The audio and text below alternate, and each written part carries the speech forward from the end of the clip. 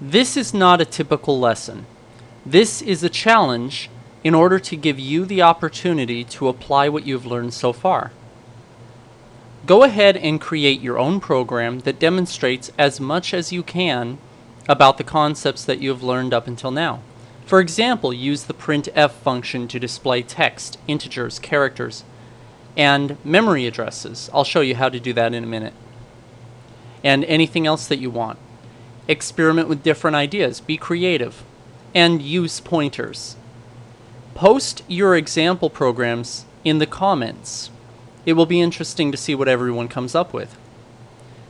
So if you want to post a sample program, go to www.codepad.org, and after you create your sample program and run it, you can copy the URL into the comment at highercomputingforeveryone.com, or you can just post your actual program if you want.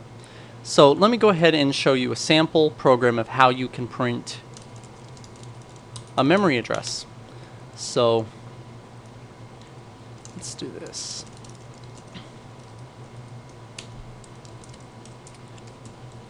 So let's go ahead and create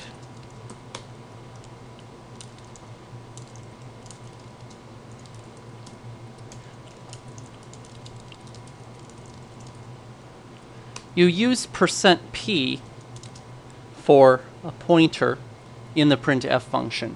So now in this case, just for the fun of it, we are actually going to print the memory address. So here we are not printing what is at the memory address, we are printing the actual memory address. And when we run this program, and there you go. Now for the fun of it, let's go ahead and that's 28FF18. So for the fun of it, let's see, that memory address would be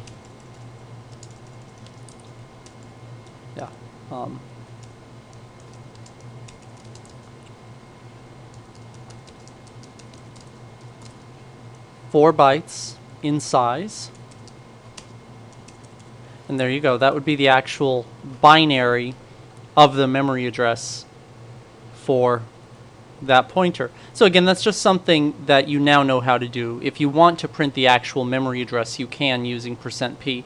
So again, the idea of this lesson is just for you to take what you've learned so far, practice it, and post your sample programs in the comments. Now, YouTube videos do not allow you to post URLs, but CodePad always gives you a, here, 1 second and I'll show you.